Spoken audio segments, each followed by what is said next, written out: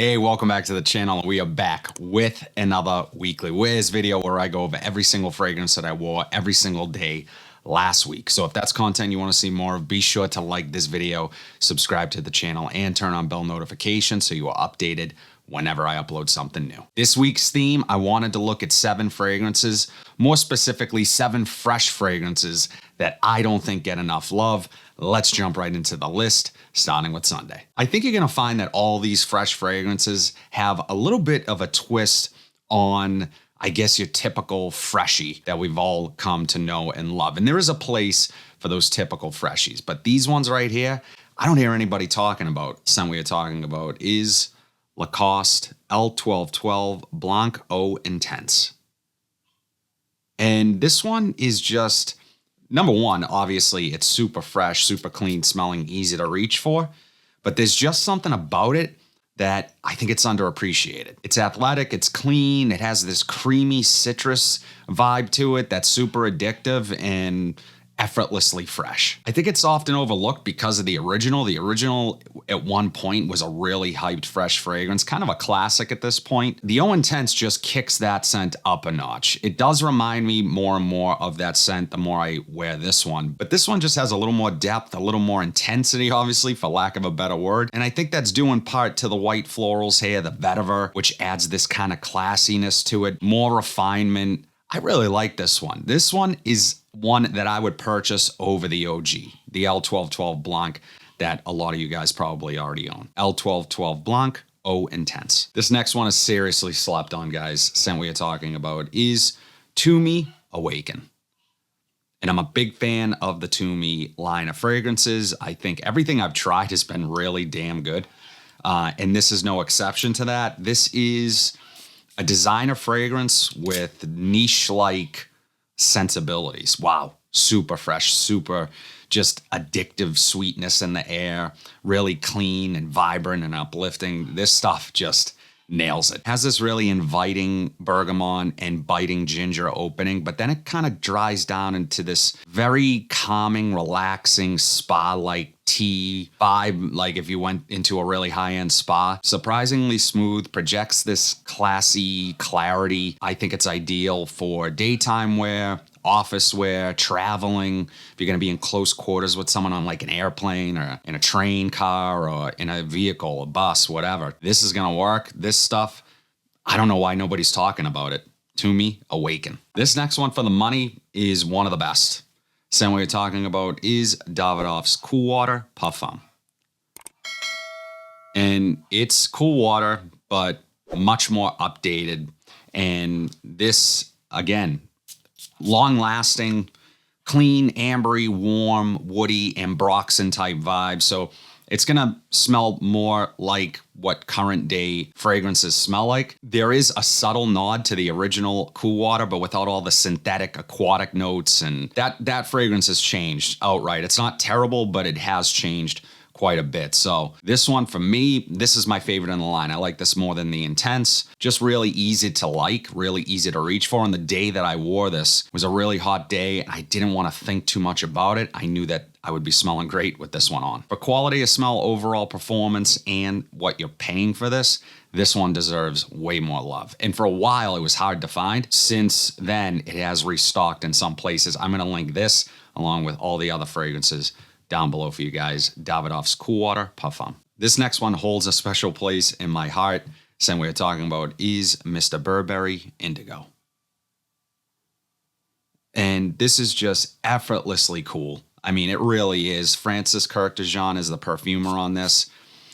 Reminds me of taking a walk along the New England coast. It's green, it's fresh, it's super clean and put together. There's a herbalness to this, a minty vibe that is so authentic smelling. I can't believe they did that for the price that you're paying for this. It's relaxing, it's refined. I think this is the perfect vacation fragrance. It's overshadowed. It's overshadowed by other Burberry fragrances and other fragrances that get way more hype and love.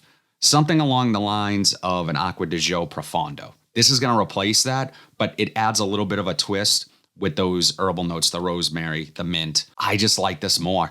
I think it's more interesting. It has a little more depth, and you're getting around the same performance that you'd be getting from that scent, but This is even a little cheaper. Mr. Burberry Indigo. You know, one of the things I love doing on this channel is discovering new fragrances, trying things blind. It's fun. It's part of the hobby, but it's also enjoyable for me and to give my honest opinion and first impressions. This scent fits that mold. It's why I do rack store videos, is when I find gems like this. And if you guys haven't checked out my last rack store video, this is the scent I ended up picking up. The scent we are talking about is Floris Soul Amber. And this is a unique freshie, guys. Again, much like the mint that I was, discussing in the Mr. Burberry Indigo, this one has a similar use of mint, has that kind of herbal quality to it, very green, but also ambery, a little warm, very classy, very gentlemanly. It's light but luxurious with this soft floral undercurrent to it. Criminally underhyped, even with niche heads. I don't really hear this one talked about. The house, yes. I've never heard this one mentioned. It just, and I think a lot of you guys that know what you're doing and enjoy this hobby and have tried a lot of things, you did mention this one. You said, it's one of the better ones that I've tried from the house, but you like the house, which makes me want to try more from Floris. And I think the overall performance was good. I think it's, not going to last you all day. What I found to be the case with this one is that it projected really nicely for like 3 hours. I could smell it pumping off of me. And then it kind of fell off of a cliff. It was still a close skin scent. It fit the bill for a unique freshie that cost me $50 for the 100 ml and has this unique classiness that is kind of unmatched. I definitely want to check into the house of Floris more. Floris Soul Amber. This next one I like to describe as a tropical escape in a bottle. Same way you're talking about is Goldfield at Banks Bohemian Lime. And the day that I wore this, I met up with some friends. I got a handful of compliments. People really seem to like this one. They find it really enjoyable in the air in its sillage. Mouth-watering, bright finger lime vetiver. The uniqueness here is just how authentic that lime smells. While being creamy and not overdone, not metallic in a way or too puckery or just sour, it is perfect. This lasts quite a long time on me, and it lasts a long time on clothes. I could smell it all day long. We met up at like 2. It was kind of a late night. I could still smell it. I was still getting compliments later in the night. Pacific Rock Moss gets a ton of love. I haven't tried that scent yet, but I know one thing. I love Bohemian Lime from Goldfield and Banks. So this next one, without question, is the most unique on this entire list. The scent we are talking about is Tyrenum from Tiziana Terenzi. And this, guys, wow.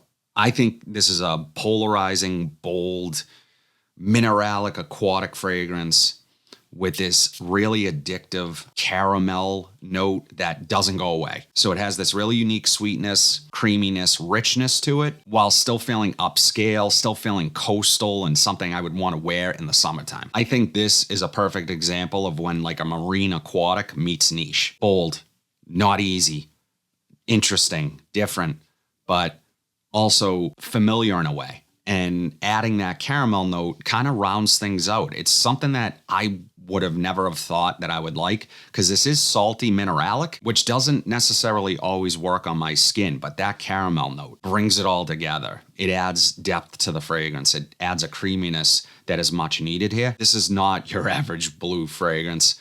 If you have the opportunity to sample this one, I recommend you doing so. With that being said, I absolutely love it. Tyrenum from Tiziana Terenzi. That's it, guys. All 7 fragrances that I wore every single day last week. As always, would love to know what you guys think of my rotation, and drop in the comment section down below what your weekly rotation was. Whether it was 1 or 10, I always love hearing what you guys are wearing. But if you like this video, be sure to like, comment, subscribe, share this video, hit that bell notification so you're updated whenever I upload new content. But until then, have a fantastic week, and I'll see you in the next video.